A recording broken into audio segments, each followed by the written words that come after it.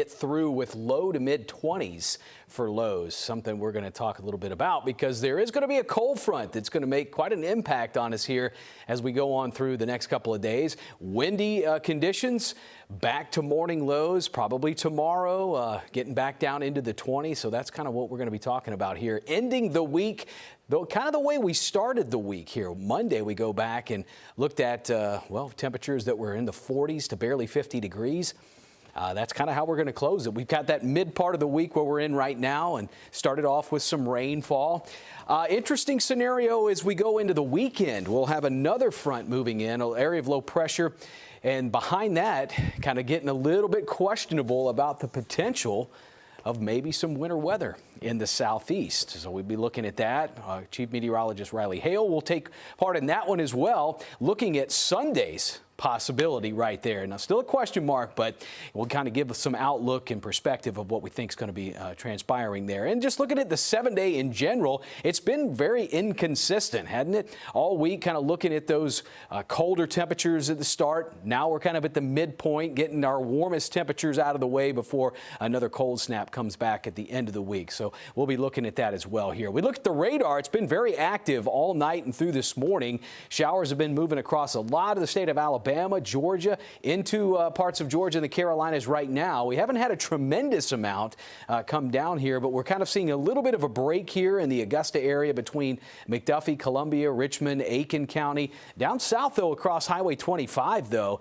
leading us into Jenkins County around Millen. There's probably some good rainfall at this point, some moderate heavy downpours. Haven't had any thunderstorm activity as this has been running through. Haven't noticed any lightning strikes at all coming across here. So just some showers that we're expected to move on through. We look out toward the lake. It isn't quite that windy yet. Those conditions may start to elevate a little bit more, and we receive some gusts up there, kind of 20 plus in the afternoon. But a fairly quiet but overcast view off the Thurman Dam. As we look at temperatures sitting in the mid 40s right now, thankfully we didn't really have to get too cold. Bushfield reporting some showers. Thompson, some light rain in 43, but between 6 and 8 right now with those wind values here. Those are light and variable coming in. Let's talk about the rest of the planner for today.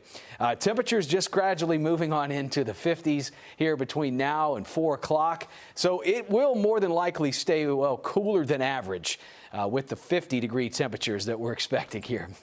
We're about 45 out in Sparta, where we're finding some rain down in Swainsboro and Millen. 46 to almost 50 degrees here from Augusta. Barnwell, you're at 48. Maybe starting to get a little bit windy north of Lincoln County and Greenwood, South Carolina. But the winds are anywhere between 3 and 6, though, on the light side. Let's talk about what perspective we could be looking at. As far as the winds, gusting up around 20 to 25 the farther we get through the afternoon here. So looking at Thursday, and the interesting setup here about today and tomorrow's winds, more of a southerly draw on the winds today, and then Thursday, the front will already be through. And this will be a colder northwest wind because the air temperatures aren't even expected to barely get into the 40s in some spots. So it's really going to be quite a colder forecast for Thursday. In fact, we may even look at high temperatures coming just after midnight into tomorrow morning. So about 12 a.m., 1 o'clock, that might be where we sit for mid to upper 40s, and then just watch those temps drop throughout the day. So kind of the opposite planner that we'll be looking at. And we may have consistent low 40s for much of Thursday. Friday, we try to get back up to around a 50-degree mark, but at this point right now, even colder because of the wind chill values too. We can look at that and show you what it may start feeling like tomorrow morning. Mostly 20s. The wind shift is from the northwest. Most of the day may feel like 30s just because of the gusty winds. And then Friday morning, bitter cold air still continues to stay with us, switching a little bit more to the southwest, but teens and 20s could be possible, what it feels like with the wind chill values. We'll come back with much more on First Alert Focus right after this. Stay with us.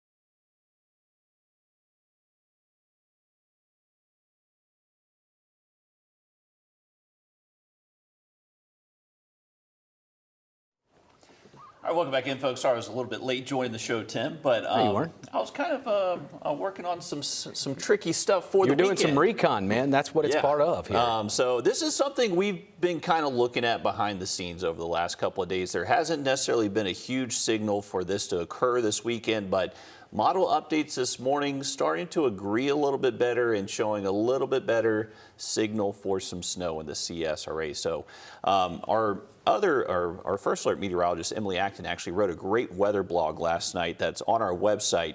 You can check that out, and it's all about forecasting winter weather in the southeast and what makes it so difficult. So this is a good read for whenever we do get into this type of scenario, because we live in a part of the country where it can be very difficult to line up the cold air with the moisture in order for us to see some snow. Now, it does look like as we head into the weekend, there is going to be somewhat of a favorable pattern, maybe to see some flakes. So that's what we're going to talk about right now, is that there is going to be that potential for some snow to occur, maybe, possibly, at least some models are showing that potential. We'll kind of look at the difference between some models we're looking at and kind of what that setup will be. So Zoe, can we take this full screen just so we can show people kind of what that weather blog looks like on the website? Thank you. So once again, we're kind of in this 5 to 7 day time frame to where we're tracking trends, our models agreeing with one another, and it does look like they are starting to agree a little bit better. We're seeing pretty similar results from the GFS and European ensembles.